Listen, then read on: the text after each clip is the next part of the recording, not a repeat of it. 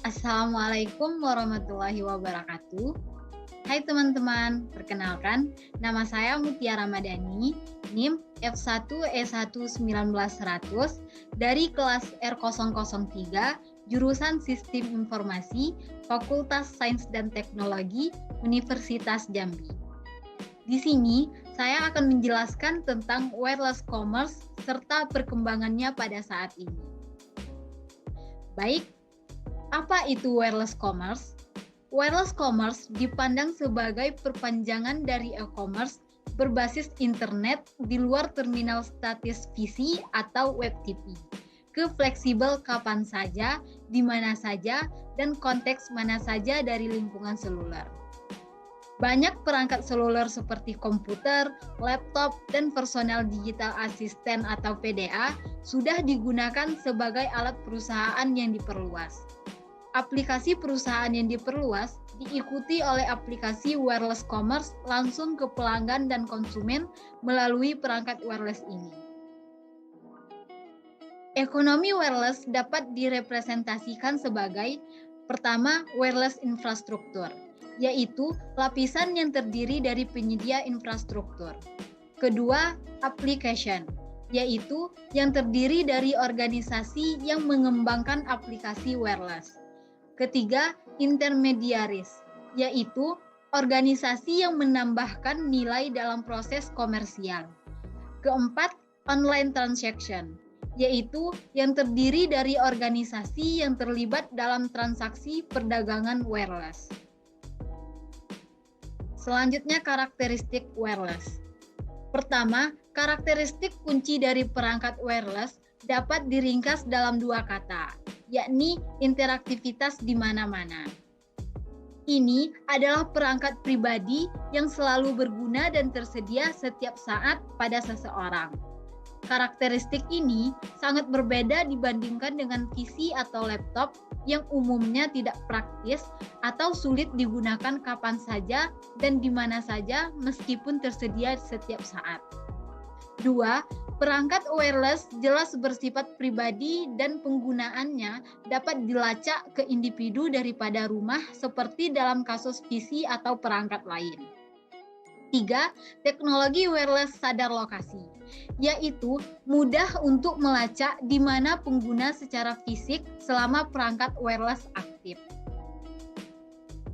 Selanjutnya, perkembangan jaringan komunikasi wireless. Pertama, terdapat pada generasi pertama atau 1G, selanjutnya ada generasi kedua atau 2G, selanjutnya ada generasi kedua plus atau dikenal dengan 2,5G dan 2,75G. Selanjutnya ada generasi ketiga atau dikenal dengan 3G dan selanjutnya ada generasi keempat atau 4G. Generasi pertama, sistem seluler generasi pertama masih memakai teknologi analog. Sistem yang dikembangkan di Eropa dan Jepang bersamaan waktunya dengan yang di Amerika, Advanced Mobile Phone System atau AMPS.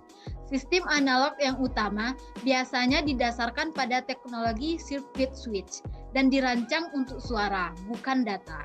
Faktor biaya pada layanan ini juga sangat tinggi. Kemudian generasi kedua.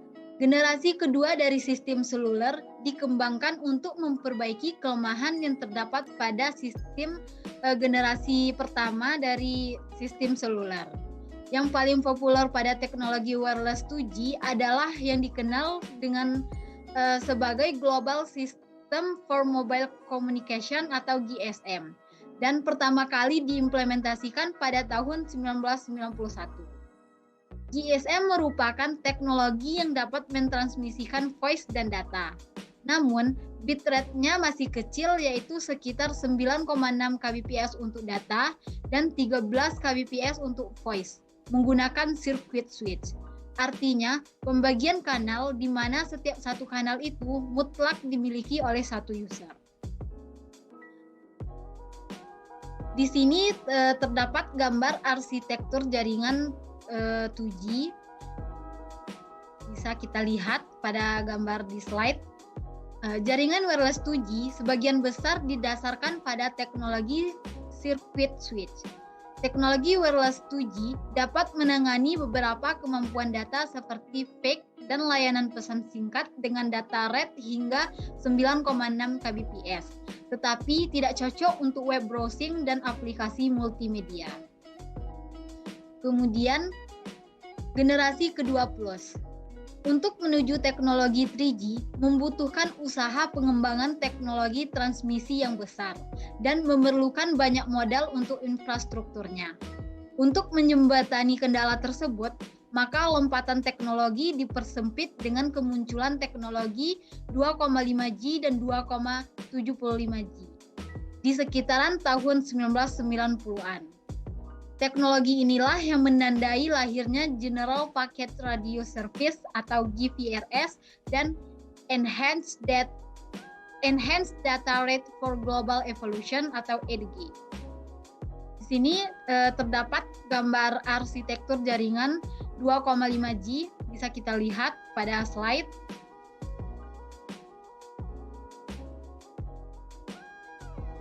Nah, GPRS merupakan sistem komunikasi data paket yang terintegrasi dengan sistem telepon GSM.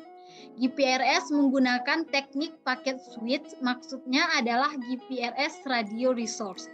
Digunakan hanya jika user mengirimkan atau menerima data. Secara teori, GPRS mempunyai bitrate sampai dengan 171,2 kbps. EDG merupakan pengembangan dari jaringan GSM yang didesain untuk membagi sumber daya kanal radio secara dinamis antara layanan packet service dengan layanan circuit switch GSM. EDG memberikan akses data rate mencapai 473,6 kbps, 3 kali jika dibandingkan dengan GPRS dalam hal pengiriman data secara paket. Kemudian generasi ketiga atau 3G, pada generasi ketiga komunikasi jaringan telepon seluler memberikan kecepatan data maksimum 384 kbps pada download yang biasanya sekitar 200 kbps dan 64 kbps pada upload. Sistem CDMA 2000 mencakup implementasi luas yang ditujukan untuk mendukung data rate baik untuk circuit switch maupun packet switch dengan memanfaatkan data rate mulai 9,6 kbps sampai lebih dari 2 mbps. Beberapa layanan yang didukung antara lain yaitu wireless internet, wireless email, telemetri, dan wireless commerce. Di sini terdapat gambar arsitektur jaringan 3G, bisa kita lihat sendiri pada slide. Universal Mobile Telecommunication Service atau UMTS merupakan kemajuan yang penting dari sistem seluler yang ada. Metode akses yang akan digunakan pada UMTS adalah wideband atau wideband CDMA atau WCDMA yang memiliki beberapa keuntungan bila dibandingkan dengan CDMA. Kecepatan WCDMA bisa mencapai 384 kbps dan di masa akan datang akan meningkat mungkin sampai sekitar 10 mbps. Terakhir, generasi keempat atau 4G. 4G adalah singkatan dari istilah dalam bahasa Inggris Fourth Generation Technology. Istilah ini umumnya digunakan untuk menjelaskan pengembangan teknologi telepon seluler. 4G merupakan pengembangan dari teknologi 3G. 4G merupakan teknologi wireless dengan kecepatan tinggi. Sistem 4G akan dapat menyediakan solusi IP yang komprehensif di mana suara, data, dan arus multimedia dapat sampai kepada user kapan saja dan di mana saja. Pada rata-rata data lebih tinggi dari generasi sebelumnya. Adapun referensi dari slide presentasi saya ambil dari beberapa jurnal. Jurnal pertama pada link ini dan jurnal kedua pada link. Sekian presentasi dari saya.